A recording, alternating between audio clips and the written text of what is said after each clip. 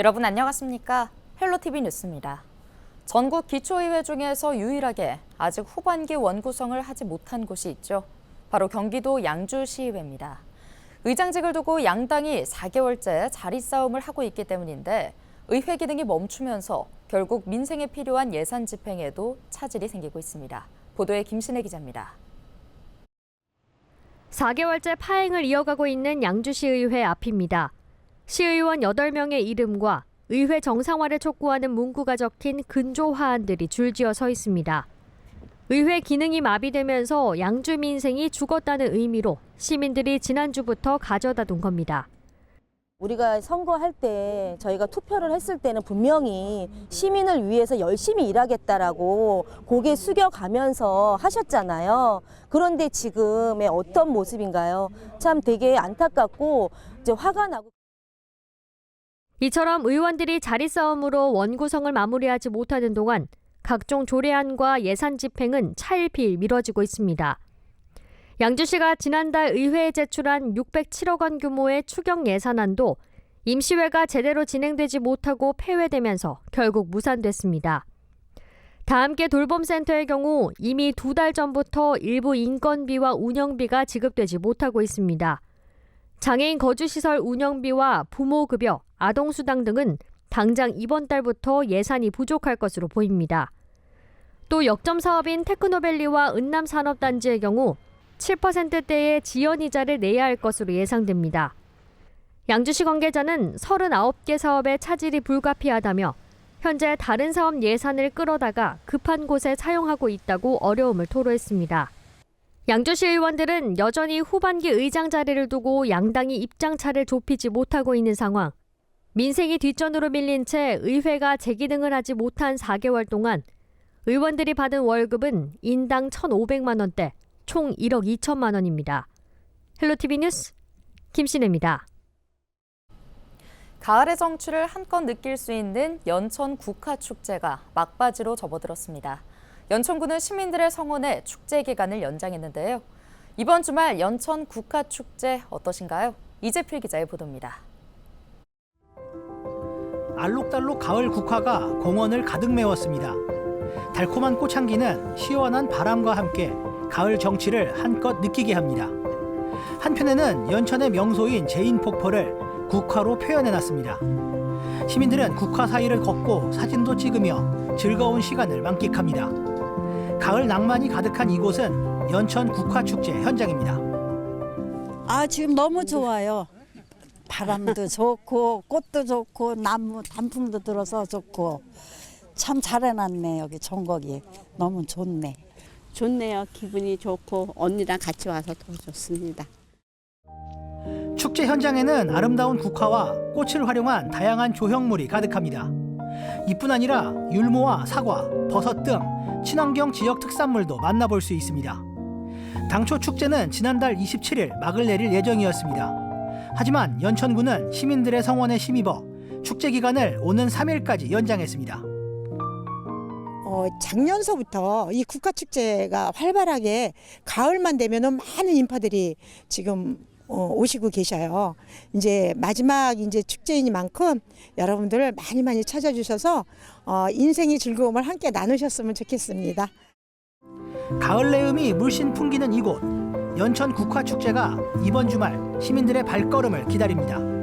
헬로티비 뉴스 이재필입니다.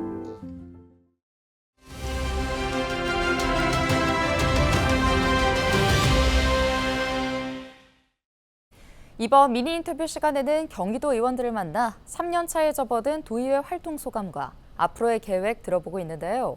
오늘은 의정부시 경기도 의원이죠. 오석규 의원을 만나봤습니다.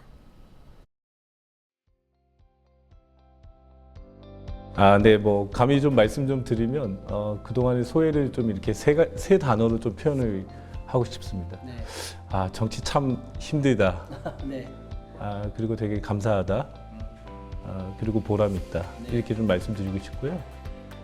앞으로 이제 또 남은 이제 의정 활동 기간 동안 네, 개인적인 정치적인 목표나 꿈이나 이런 부분들은 차치하고 어떻게든 좀 낙후돼 있는 의정부시 발전과 그리고 또 돈에서 이렇게 똑같은 이렇게 동등한 혜택을 지금 못 받고 있거든요. 그러니까 도비 매칭 사업이나 국비 매칭 사업에서는 항상 시의 재정 악화로 인한 재정 위기로 해서 참여를 못 하다 보니까 잘 아시다시피 청년 기본소득이라든지 우리 여성 청소년들 생리용품 지급이라든지 이런 부분들의 사업을 전혀 참여를 안 하고 있기 때문에 기본적인 혜택을 어떻게 보면 다른 그 31개 시군 대비 오히려 누리지 못하는 부분들 그러니까 이런 부분들이 그 격차가 더 최소화되고 해소되는데 최대한 열심히 좀 일해서 좀 우리 시민들이 적어도 기본적으로 도내에서 누리는 동등한 혜택 정도는 좀 누릴 수 있도록 그게 좀 개인적으로 굉장히 좀 아주 간절한 바람이고 또 그렇게 열심히 그런 이제 생각에서 좀 더 열심히 하겠다고 말씀드리고 싶습니다.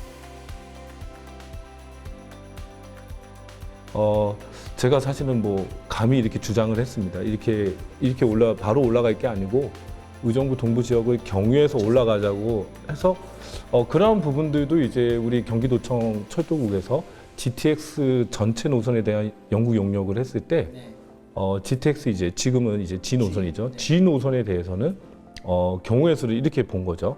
이렇게 바로 올라가는 것도 연구 용역에 들어가고 또 동부 지역의 경유해서 가는 것도 같이 이렇게 연구를 했는데 실제로도 이렇게 동부 지역을 경유하는 안이 더 그 편익이나 이런 부분들이 높아지고 하다 보니까 그래서 이렇게 또 채택이 된 것 같습니다. 반영이 됐고 그래서 올해 이제 4월 1일 날 우리 김동연 경기도지사님께서 경기도에 이렇게 강역 급행철도 발표해서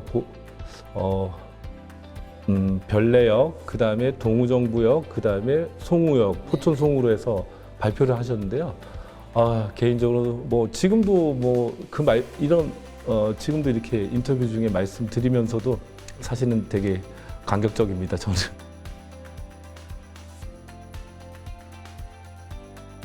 그 전공을 살려서 지금 전공에 맞는 이제 상임위에 왔다는 게 사실은 개인적으로도 굉장히 영광이고요.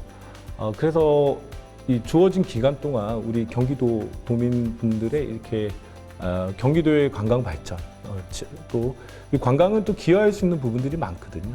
지역 경제 활성화 부분도 아주 밀접하다 보니까 그래서 관광을 통한 지역 경제 활성화도 거기에 역할도 크게 하고 싶고요.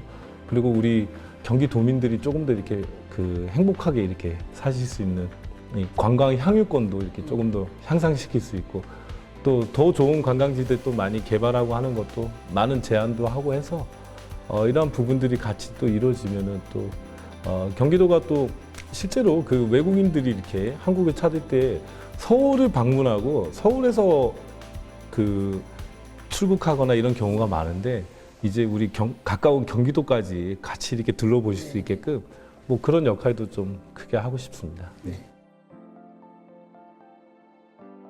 경기도에 가서 도비를 확보하고 또 우리 지역의 많은 사업들을 유치하기 위해서 노력은 하고 있으나 그래도 아마 우리 시민분들께서 체감하시기에는 아직도 많이 부족한 것 같습니다. 그래서 앞으로 더 이렇게 간극이 더 이렇게 또 해소되고 이렇게 더 생각하시는 부분만큼 이렇게 잘 될 수 있도록 그렇게 더 열심히 하겠습니다.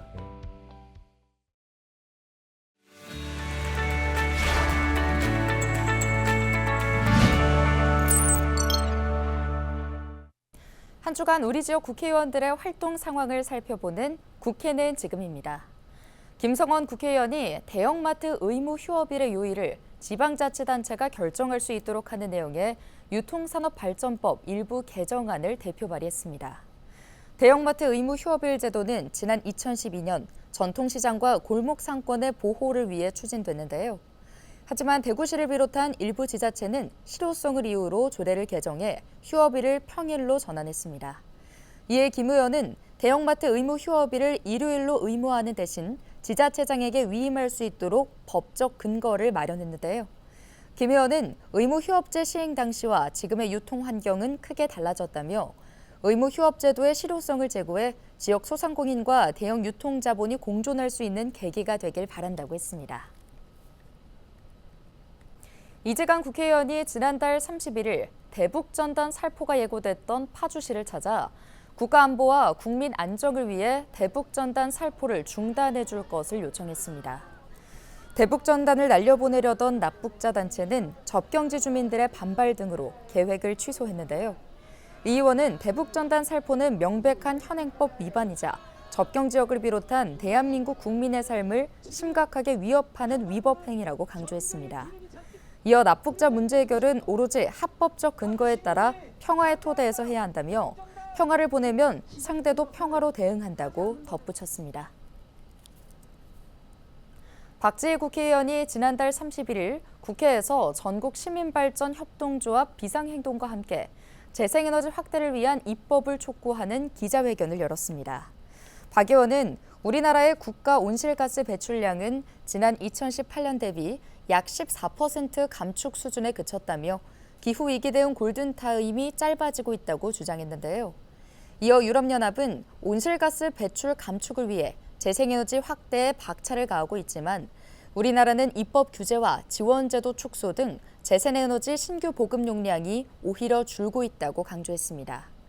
마지막으로 박 의원은 이제는 실천해야 할 때라며 기후위기 대응을 위한 법안들이 조속히 논의되고 입법화될 수 있도록 최선을 다하겠다고 말했습니다.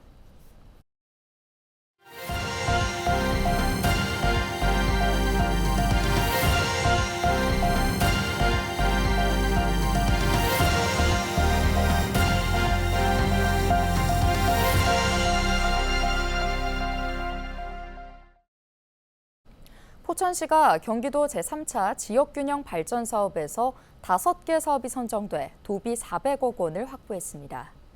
이는 경기 북동부 저발전 지역의 발전 역량을 증진시키기 위한 경기도의 지원 사업으로 2025년부터 2029년까지 5년간 진행되는데요.